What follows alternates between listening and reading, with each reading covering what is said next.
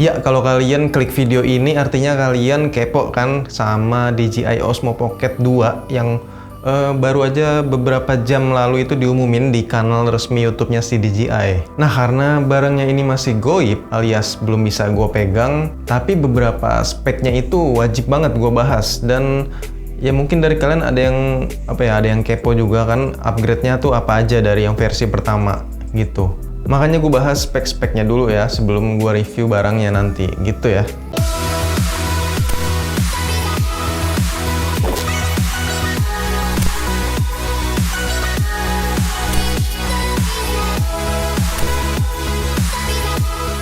Oke, lanjut kita bahas spek dari si DJI Osmo Pocket 2 ini. Menurut gue ini cuman ada beberapa aja sih yang bikin gue tertarik gitu untuk upgrade-nya. Nanti gue jelasin deh speknya itu apa aja, dan yaudah kita mulai dari yang paling standar dulu ya.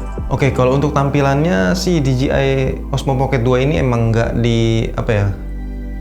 terlalu beda jauh gitu sama yang versi pertama, kecuali ya kalian bisa lihat di sini kayak ada joystick kayak gitu ya. Bisa sebenarnya ini dulu buat dongle ke smartphone, tapi gue belum tahu nih apakah sekarang masih bisa buat dongle ataupun bisa dibongkar pasang sih kayaknya ini ya.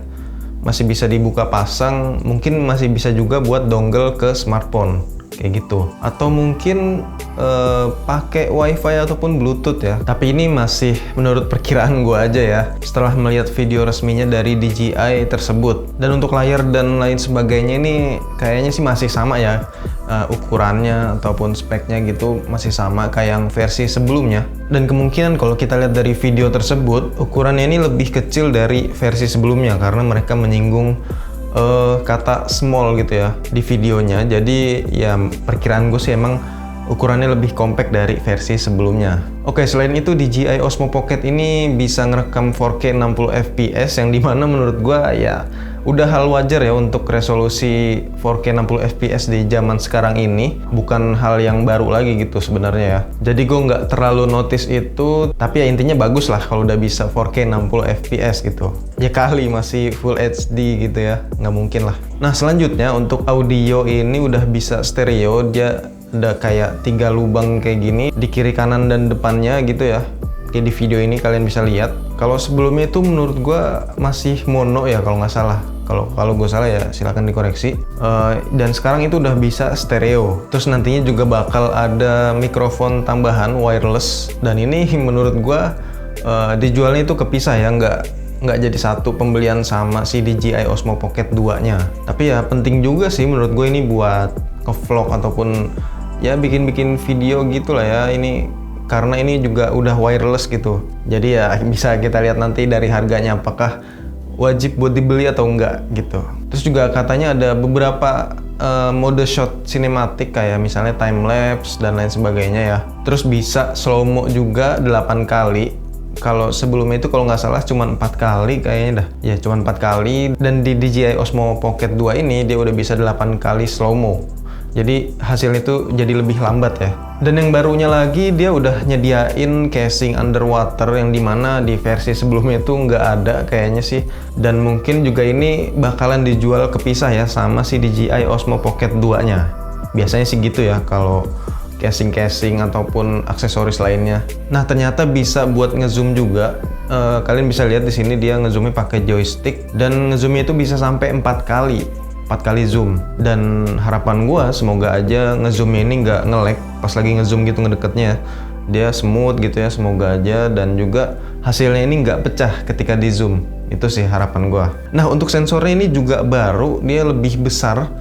Kalau sebelumnya itu ukurannya 1,5 inci, dan kalau yang baru ini di DJI Osmo Pocket 2 ini ukurannya lebih besar sedikit, yaitu 1/1,7 inci. Ya beda berapa ya?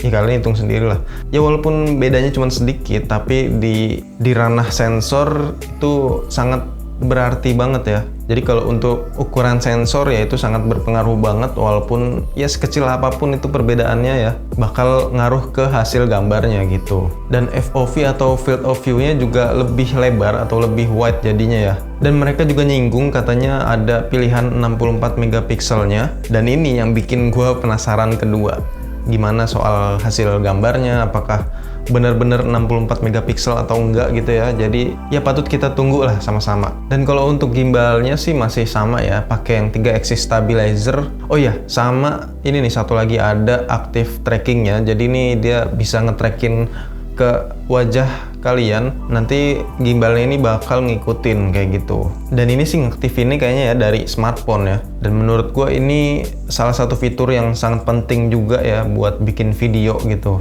Oke, intinya dari video ini upgrade yang paling gue tunggu itu ada dua. Yang pertama soal 64 megapikselnya. Apakah hasilnya benar-benar 64 megapiksel ya yang tajam dan detail. Terus juga ngaruh nggak ke hasil low light-nya atau enggak gitu. Dan yang kedua itu gue paling tunggu sih si casingnya ya, casing underwaternya kayak gimana bentukannya dan juga sistem pengunciannya kayak gimana, dan itu bikin gue penasaran. Nah kalau kalian tanya harganya sendiri, jujur ya belum ada bocorannya sampai sekarang karena mereka juga ngumuminnya baru beberapa jam yang lalu ya. Jadi di luar pun belum ada yang dapat barangnya sih. Sepengetahuan gue pas gue bikin video ini sih belum ada yang dapat gitu. Belum ada yang bahas. Ya kita tebak-tebakan aja lah di kolom komentar ya. Menurut kalian harganya ini berapa? Coba tulis di kolom komentar. Kalau menurut gue ya sekitar 5 jutaan lah. Itu menurut gue harga paling paling pas buat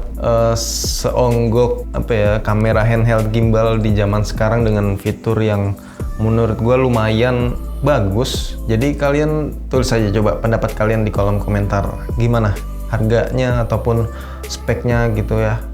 Ya kita diskusi aja lah. Yaudah, sampai ketemu di video selanjutnya ya.